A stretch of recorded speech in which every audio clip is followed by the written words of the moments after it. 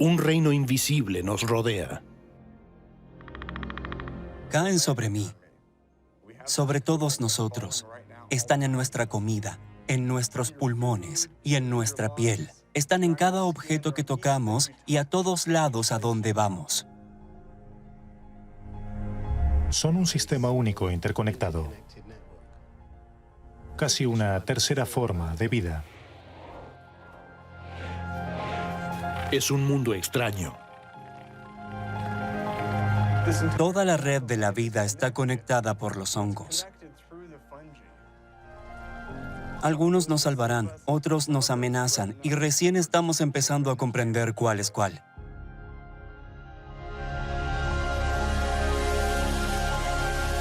Dieron forma a nuestro mundo y determinan nuestro futuro. Bienvenidos al reino de los hongos.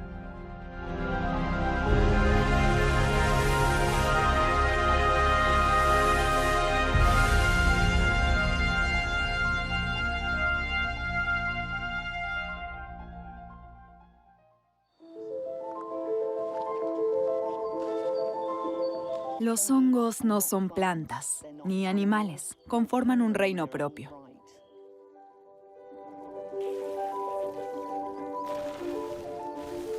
Muchas personas los consideran plantas, tal vez porque no se mueven. Pero de hecho, los hongos están mucho más emparentados con los animales que con las plantas. Y al igual que los animales deben alimentarse de otros organismos.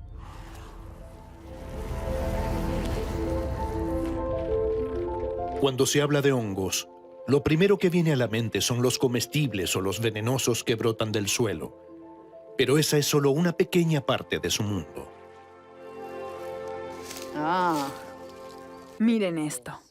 La parte principal del hongo es una masa de filamentos delgados que conforman el micelio. El micelio es el verdadero cuerpo del hongo. Se extiende por el suelo, se alimenta de todo lo que encuentra a su paso y hasta penetra la madera. Pueden penetrar mediante la fuerza física, pero también por medio de enzimas que digieren el material en el que se introducen. Estas enzimas son los dientes y las garras de los hongos. Sabemos bastante sobre los organismos unicelulares, por ejemplo las bacterias, y los organismos pluricelulares como las plantas y los animales. En cambio, los hongos son inusuales porque son una red muy interconectada. Aún se desconocen muchas cosas. En casi todos los experimentos encontramos algo que nadie había visto antes. Su crecimiento y evolución depende de lo que pasa en su entorno. A los animales, una vez tienen brazos y patas, no les crecen más según la necesidad. Al contrario que un animal, el hongo modifica su forma constantemente en su insaciable búsqueda de alimento. Puede extenderse sin cesar y reutilizar material inservible para crecer en otra parte. De modo que puede migrar en el entorno dependiendo de si encuentra alimento o no. A lo largo de 1.000 millones de años de evolución, los hongos se transformaron en verdaderos sobrevivientes. Los hongos existen hace mucho. Han tenido tiempo suficiente para perfeccionarse. Encontraron formas de ser letales, de vencer lo que los combate. Tienen 1.000 millones de años de experiencia en la supervivencia. Podemos aprender mucho de este reino enigmático, pero no conocemos ni siquiera un 1% de los 5 millones de especies de hongos que se cree que existen. Ignoramos muchas cosas de estos organismos. Cada vez que respiramos, inhalamos cientos de esporas y ni siquiera conocemos detalles básicos sobre las especies que investigamos desde hace siglos. Los microbiólogos Rod Dunn y Ann Madden quieren averiguar cómo los hongos pueden modificar nuestra vida. No necesitamos viajar a países extranjeros ni lugares lejanos porque hay especies nuevas bajo nuestros pies.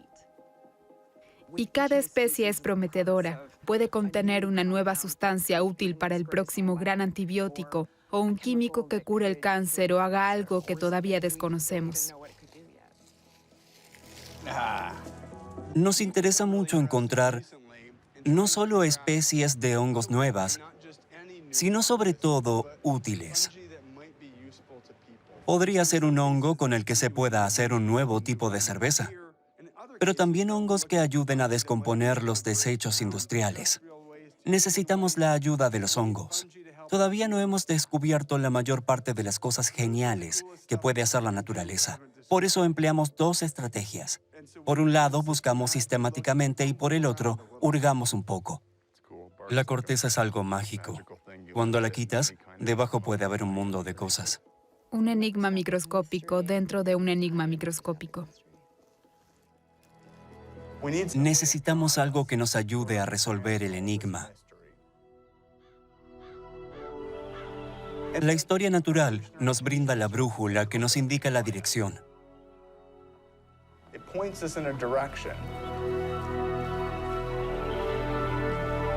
Es la gran historia aún no contada de cómo los hongos formaron la vida en el suelo. Para comprenderla, debemos regresar a los comienzos de la evolución.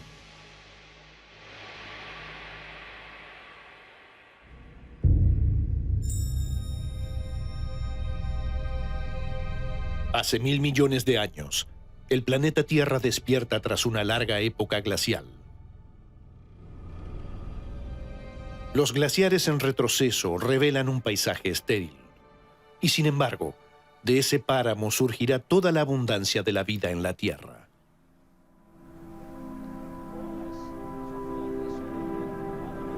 En los campos de lava de Islandia hay indicios de los primeros pobladores. Es emocionante averiguar qué vive aquí que no podemos ver. En estas piedras hay indicios de que algunos hongos microscópicos estaban entre los pioneros de la vida. Hace aproximadamente 1.000 millones de años, los microbios comenzaron a poblar la Tierra. Entre ellos había bacterias y también hongos en comunidades crustuliniformes.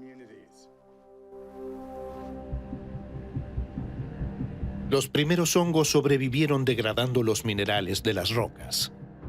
Una lucha por la existencia que no podría haber sido más dura.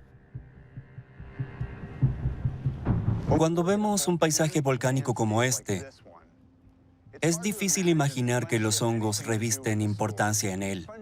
Los hongos son frágiles, consisten en esporocarpos y esporas microscópicas. No obstante, convirtieron en tierra una roca como esta. Los hongos corroen las rocas. Producen esporas que liberan un ácido que desintegra la superficie de la roca. Los filamentos fúngicos de rápido crecimiento, denominados hifas, perforan la roca para absorber los minerales nutritivos. Con una presión 100 veces mayor que la del neumático de un auto, las puntas de las hifas destrozan la roca. Lo que vemos aquí es una especie de minería molecular. Mediante este proceso, los hongos transforman las rocas en vida. Al mineralizar la roca, los hongos sentaron las bases para la aparición de las primeras plantas. Pero el siguiente paso en la colonización de la Tierra fue enorme. Hace unos 500 millones de años, un grupo de algas se desplazó desde los bordes de los océanos a los estanques de agua dulce en tierra firme. Para consolidarse allí, las algas tuvieron que negociar con los hongos. Los organismos que viven en el agua están inmersos en una solución nutritiva.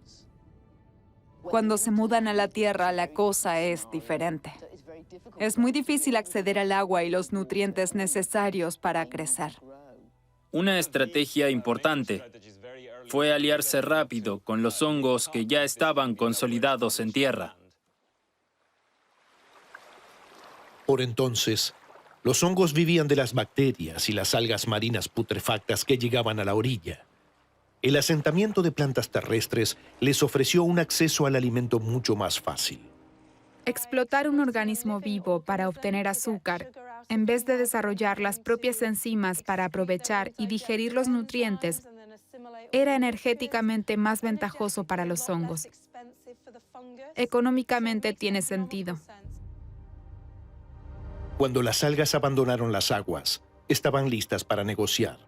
Les ofrecieron azúcar a los hongos y en compensación recibieron minerales vitales. Esta relación ventajosa para ambas partes es una forma de simbiosis. Se convertiría en una de las fuerzas más poderosas de la evolución.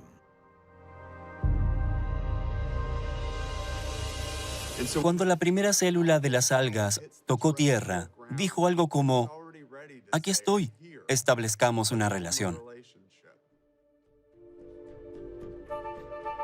El microbiólogo Eric Hom recreó esta asociación ancestral entre los hongos microscópicos y las algas.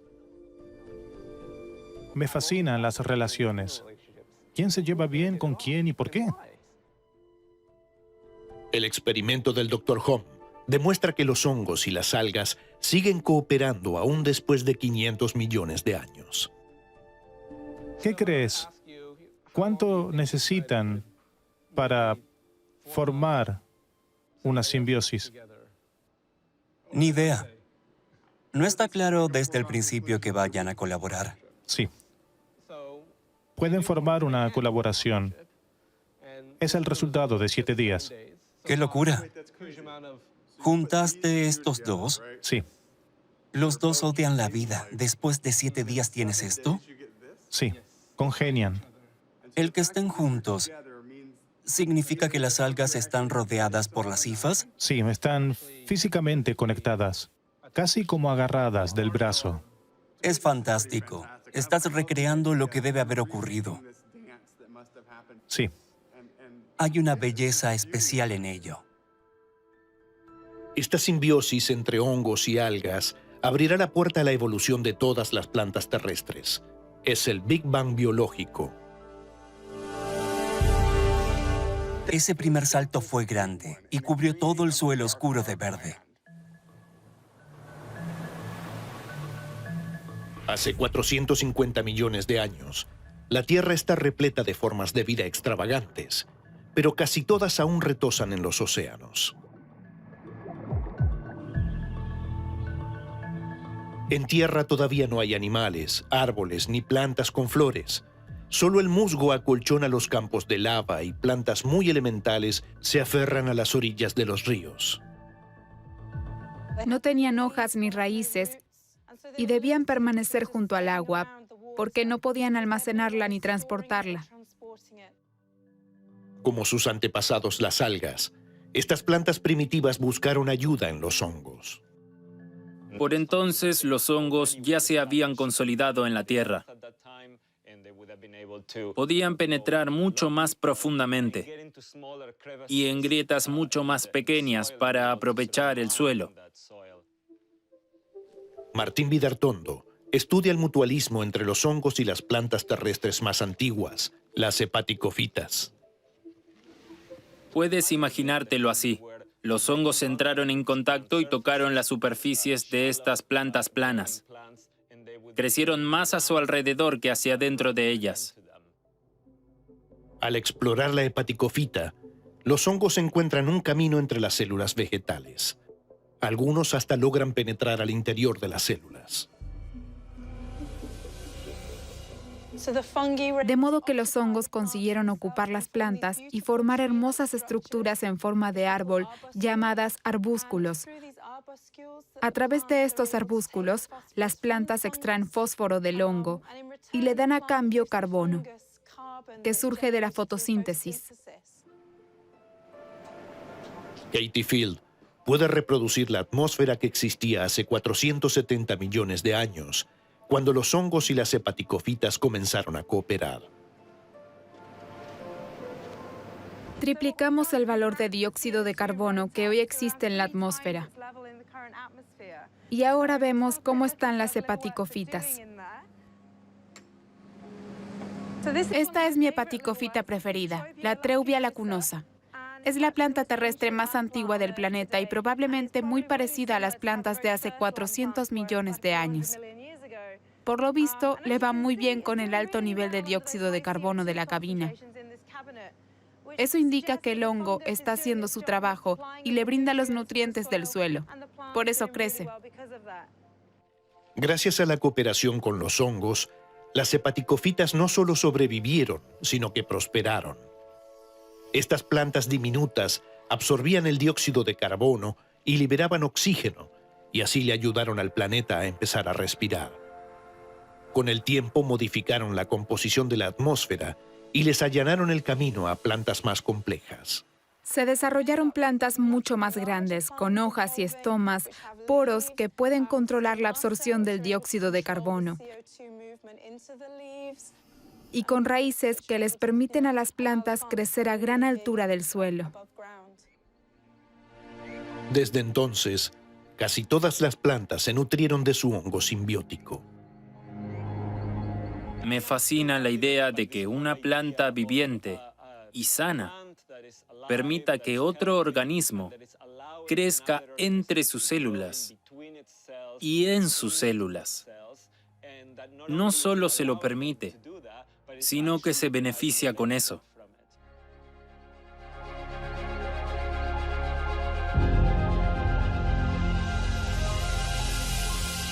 Si los hongos no hubieran evolucionado, este planeta sería totalmente distinto. No estaríamos aquí. En la edad de oro de los dinosaurios, el planeta rebosa de vida. Los helechos arborescentes y las coníferas dominan el paisaje. Pero el entramado de hongos subterráneo es lo que lo hace posible. Ojos que no ven, corazón que no siente. Rápidamente nos olvidamos de los hongos porque no los vemos, pero si nos fijamos mejor, queda claro que son indispensables para las plantas. Con la llegada de los árboles, se desarrollan nuevas especies de hongos. Cooperan con las raíces de los árboles y permiten el surgimiento de bosques enteros. Son especies de hongos que hacen cosas muy diferentes en el suelo que las especies anteriores, que ayudaron a las plantas a establecerse en la tierra.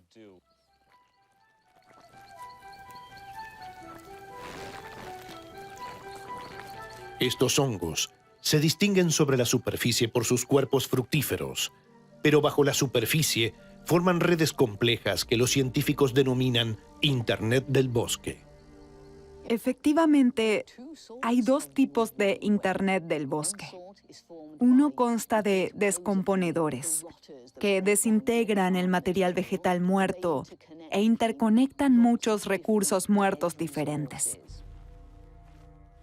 Sin estos descomponedores, la vida en el bosque se paralizaría rápidamente. Los hongos se alimentan de lo muerto y así generan vida.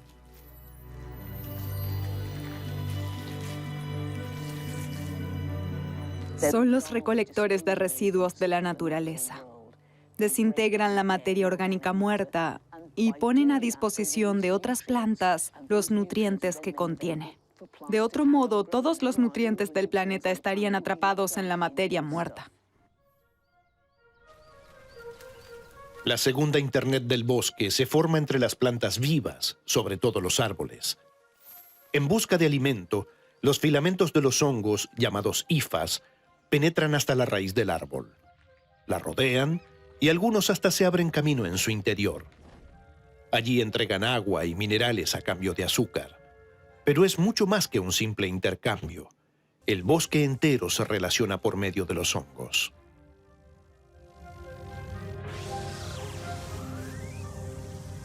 Si se hiciera la cuenta, bajo la planta de un solo pie, se encontrarían 500 kilómetros de hifas. Es una red inmensa que transporta todo lo que el bosque necesita.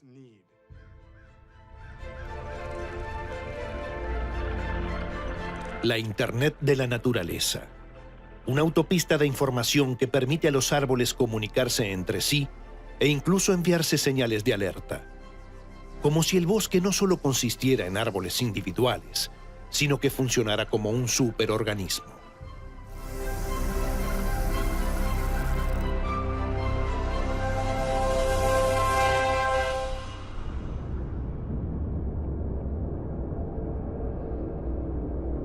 Interconectado por la red de hongos, surge un planeta exuberante y lleno de vida. Pero cientos de millones de años de evolución están a punto de desaparecer en un solo instante.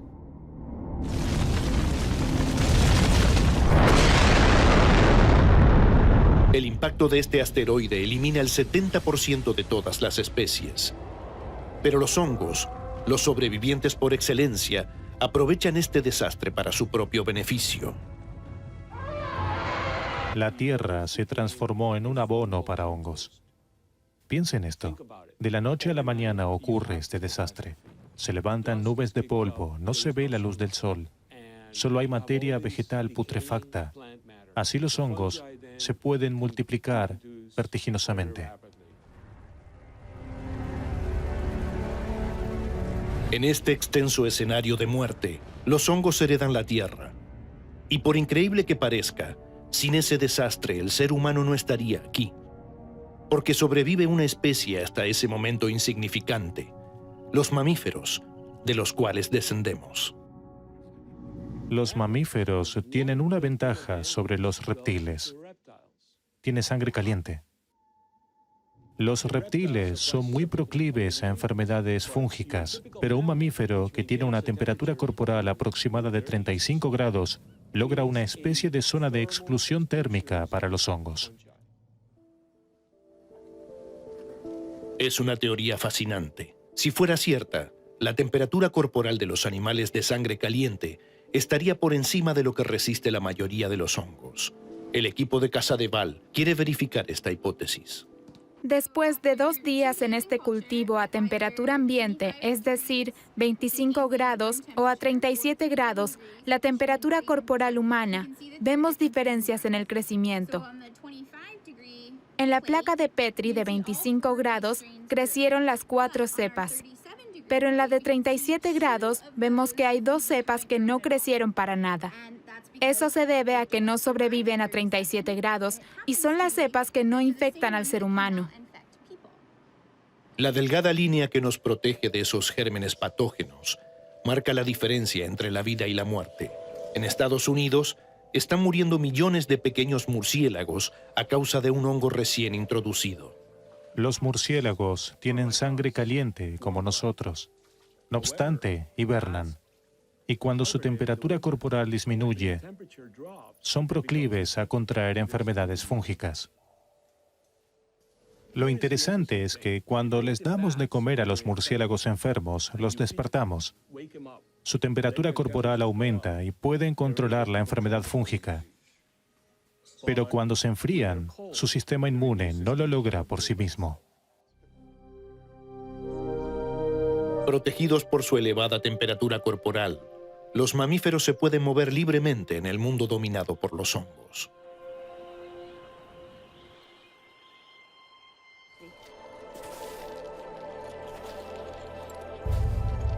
Otzi, el hombre del hielo, fue víctima de un asesinato en el Neolítico.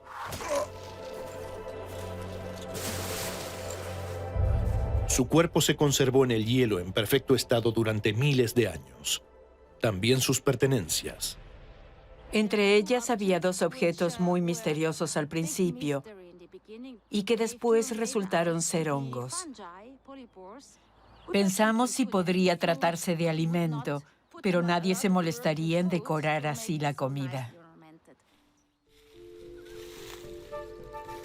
La doctora Úrsula Paintner es una de las científicas que analizan estos hongos.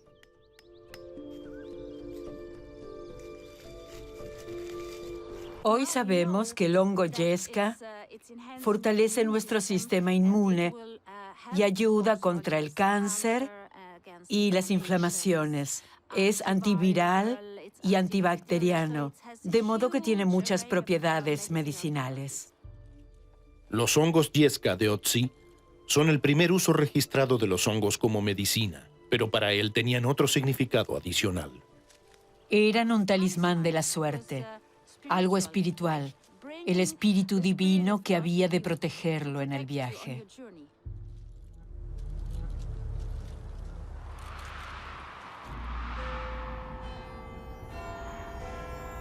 En la cultura occidental, El poder curativo de los hongos pronto cayó en el olvido.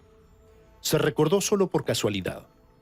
En 1928, esporas de hongos entran por la ventana de un hospital de Londres. Aterrizan en una placa de Petri en el laboratorio de Alexander Fleming. Este hongo, llamado Penicillium, cambia la historia de la humanidad. Analizó una de estas inusuales placas de Petri y entre las bacterias y los hongos descubrió una zona de transición donde no crecía nada.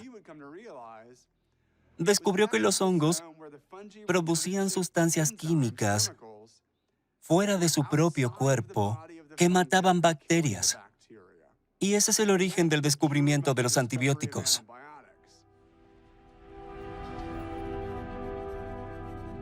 A lo largo de su historia, la humanidad fue constantemente diezmada por plagas bacterianas.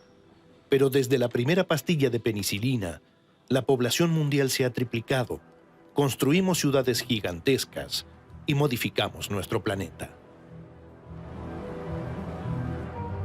Seremos 2.000 millones de personas más. Necesitaremos más alimentos y más antibióticos. Por eso dependeremos aún más que hoy de los hongos. El poder de los antibióticos para salvar vidas es el resultado de una guerra ancestral. Los hongos y las bacterias son enemigos mortales. Allá donde crecen los hongos, se topan con bacterias y durante millones de años desarrollaron mecanismos para matarlas.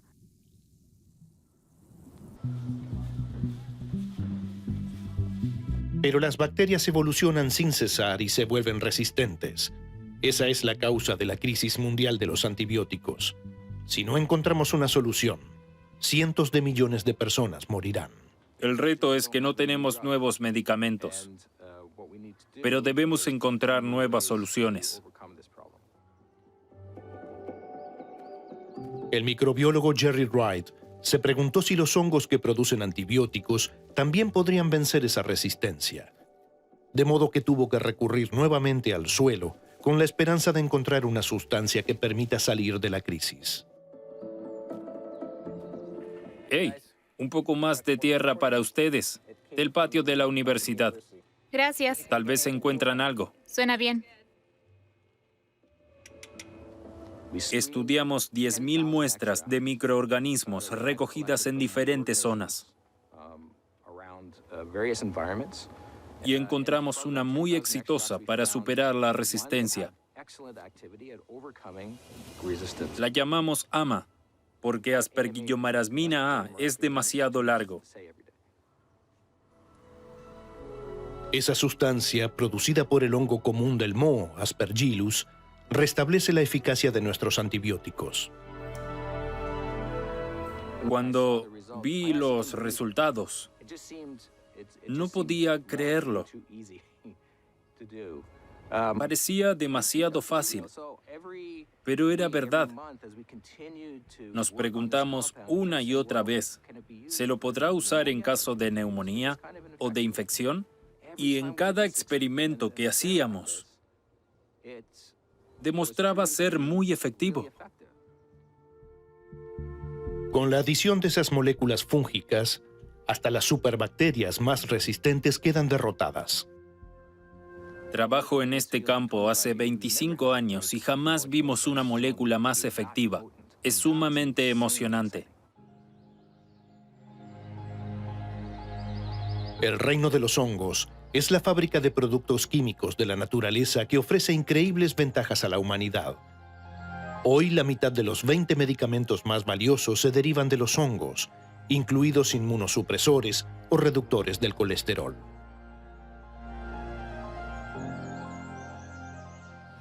Muchos de los nuevos medicamentos provienen de los hongos. Son la caja mágica con sustancias de las que dependemos. Ahora, los científicos investigan los beneficios de una variedad de hongos con propiedades antiinflamatorias, antioxidantes, oncológicas e inmunoestimuladoras. El reto para los científicos es entender por qué lo hacen, cómo podemos aprovecharlo y cómo encontrar lo que buscamos. Con millones de candidatos potenciales, la búsqueda de especies de hongos útiles requiere un olfato casi detectivesco. Además de los insectos, de los que sabemos que portan hongos beneficiosos, hay muchos otros en los que nadie ha estudiado esta conexión. Ahora nos fijamos en los insectos sociales, que como nosotros, luchan contra patógenos microbianos, a los que les encantaría destruir toda su sociedad.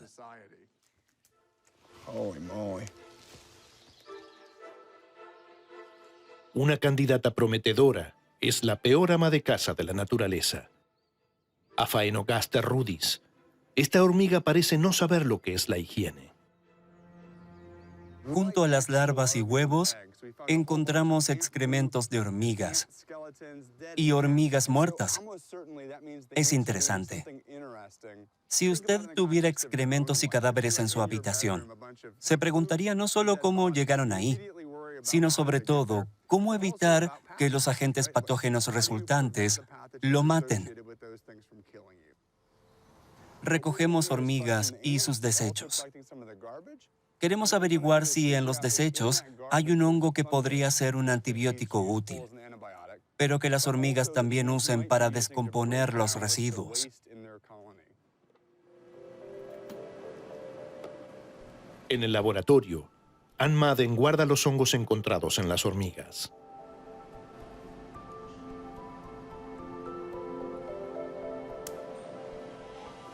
Esta es mi parte favorita, porque nunca se sabe lo que va a crecer en una placa de Petri.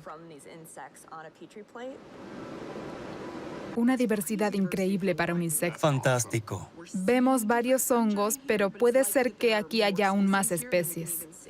De verdad espero que aquí haya hongos que produzcan antibióticos o con los que podamos desechar residuos humanos. Todavía no sabemos de qué tipo son, ¿verdad? Exacto, aún debemos decodificar más genoma. Después podremos investigar sus propiedades. Siento un hormigueo solo de pensarlo. ¿No tiene gracia? Lo siento. Acabamos de empezar nuestro viaje por el misterioso reino de los hongos. Por donde miremos, hay maravillas por descubrir. Para muchos de nuestros problemas y desafíos, los hongos ofrecen enormes posibilidades, tanto por su dominio de la química como por su diversidad. Los hongos son los grandes maestros de la supervivencia de la naturaleza. Esto los convierte tanto en poderosos aliados como en duros oponentes, según las circunstancias. La aparición de una epidemia en la costa oeste de Canadá es una advertencia del poder mortal de los hongos. En 2001, los veterinarios de la isla de Vancouver observaron algo inusual. Muchos gatos y perros tenían nódulos bajo la piel y problemas respiratorios. Good afternoon, Dr. Gasquire's office. Pronto, la gente empezó a quejarse de tos persistente, dolores de cabeza y sudores nocturnos. Las radiografías mostraban sombras en los pulmones. Pensaron que tenían cáncer. Los cirujanos lo extirparon. Pero no era cáncer, sino una infección por hongos. El malhechor resultó ser el Cryptococcus gattii, una levadura relativamente inofensiva que hasta ahora solo se había encontrado en zonas tropicales como Australia. La pregunta fue cómo llegó hasta aquí. No lo sabíamos y fue un trabajo detectivesco averiguarlo. Lo que en verdad vemos cuando estudiamos el hongo es la evolución misma. La profesora Bartlett es cazadora de microbios. Cuando apareció el Cryptococcus gattii, su misión fue encontrarlo en la naturaleza. El tiempo apremiaba. La criptococosis ya había infectado a cientos de personas y entre el 10 y el 25% habían muerto como consecuencia de ello. Ni bien supimos que se trataba del Cryptococcus gattii, nos contactamos con nuestros colegas de Australia, de donde es originario, y se asocia sobre todo a los eucaliptos. Ese fue nuestro punto de partida. Pero también tomé muestras de aire, y esa fue la clave decisiva. Basta con que las esporas estén en el aire. Eso no lo podemos controlar. Con una tasa de contagio 10 veces mayor que la de Australia, la isla de Vancouver fue declarada zona restringida. Estar entre esos árboles en medio del bosque sin saber si era una plaga era bastante estremecedor. Lo segundo que se me pasó por la cabeza en ese momento es que estaba allí tomando muestras. ¿Corrí el riesgo yo también de enfermarme? Lo que asustaba tanto del Cryptococcus gattii es que afectaba a personas sanas. Eso es sumamente inusual.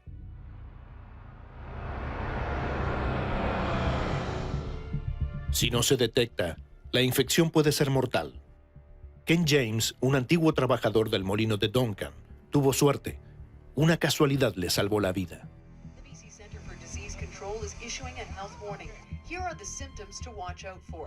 Las noticias publicaron un informe sobre esta criptococosis. Cuando enumeraron los síntomas, pensé, sí, lo tengo. Básicamente, tenía casi todos los síntomas descritos. El Dr. Gesquire tomó una muestra, hizo un cultivo celular y después confirmó que tenía criptococosis. El diagnóstico precoz es vital en caso de infecciones fúngicas invasivas. Son muy difíciles de tratar. Si tiene una neumonía bacteriana, por ejemplo, recibirá tratamiento durante 2 semanas y después mejorará. Si tiene una enfermedad fúngica, a menudo deben tratarlo durante meses. Tuve que tomar medicamentos durante 1 año. Si no hubiera visto ese noticiero, tal vez hoy no estaría aquí. Hay gente que murió por eso. La infección puede ser mortal cuando el hongo se desplaza de los pulmones al cerebro. La infección fúngica rodea el cerebro y en algunos casos invade el tejido cerebral. Allí observamos pequeñas heridas que parecen agujeros, como el queso suizo, pero en el cerebro. Pero, ¿cómo una levadura inofensiva que vive en el suelo puede encontrar la manera de infectar y matar a personas sanas? Es por la ecología del suelo. Allí viven otros organismos, como las amebas del suelo, animales que deambulan y se alimentan de otros organismos. En esa competencia evolutiva, el Cryptococcus gattii construyó un escudo para evitar que lo devoren. Traslade ese concepto al cuerpo humano. Los seres humanos tenemos un sistema de defensa principal, los glóbulos blancos. Y si los miramos ingenuamente bajo el microscopio, no se diferencian mucho de las amebas. Nuestros glóbulos blancos o macrófagos también rodean a los microbios invasores. Pero el Cryptococcus gattii tiene una solución para este problema. Las mismas propiedades que los ayudan contra las amebas les permiten sobrevivir a los macrófagos en los pulmones. Mucho antes de los primeros seres humanos, este hongo ya tenía el arma para matarnos si nos poníamos en su camino. Es muy posible que nunca hubiéramos descubierto su presencia. El Cryptococcus gattii había dormitado en la naturaleza hasta que las condiciones cambiaron, y eso ocurrió mediante el calentamiento global. Sabemos que la temperatura media en esta zona subió entre 1 y 2 grados en los últimos 40 años. También hay periodos de sequía más largos. Entonces, cuando se levanta polvo, aumenta la probabilidad de que las personas inhalen las esporas y contraigan criptococosis. El C. gattii está en movimiento. Se descubrió en Australia y se ha convertido rápidamente en un problema mundial. También se extiende en Estados Unidos, se ha instalado en el continente y va a seguir dando de qué hablar. El brote en la isla de Vancouver es una señal de advertencia en un mundo que se calienta. Cuando se presenta la oportunidad, los hongos siempre están dispuestos a conquistar nuevos territorios, incluidos nosotros. Hasta ahora ha sido una gran suerte para el ser humano que haya tan pocos hongos patógenos en general, porque muy pocos de esos hongos pueden crecer a 37 grados, que es la temperatura del cuerpo humano. Esa ha sido nuestra salvación. Pero a medida que la Tierra se calienta, los hongos también deben adaptarse a las nuevas condiciones. De modo que organismos que hoy no causan enfermedades porque nuestra temperatura corporal los mantiene a raya, podrían convertirse en nuevos patógenos. Los hongos seguirán evolucionando de forma imprevisible. Ignorarlos sería perder una oportunidad, así como un peligroso error. Es más importante que nunca entender nuestra relación con los hongos, porque no podemos controlarlos. Ojalá podamos continuar esta relación predominantemente apacible. Desde el principio de la vida, los hongos impulsaron la evolución en la Tierra. Devoraron las rocas, que se convirtieron en suelo, y alimentaron las plantas que cubrieron de verde el planeta. Para conseguir el planeta que tenemos hoy, nos hicieron falta los hongos. Fueron los hongos los que trajeron de vuelta la vida después de cada catástrofe global. Sin hongos, tampoco habría otra vida. Son una piedra angular de nuestro mundo. Fueron los hongos los que allanaron el camino de la civilización. Nos han convertido en lo que somos. Por todas partes hay hongos que van a cambiar nuestro destino. Y recién estamos empezando a entenderlo. Recién estamos empezando a explorar el reino de los hongos. Los descubrimientos más emocionantes aún están por llegar.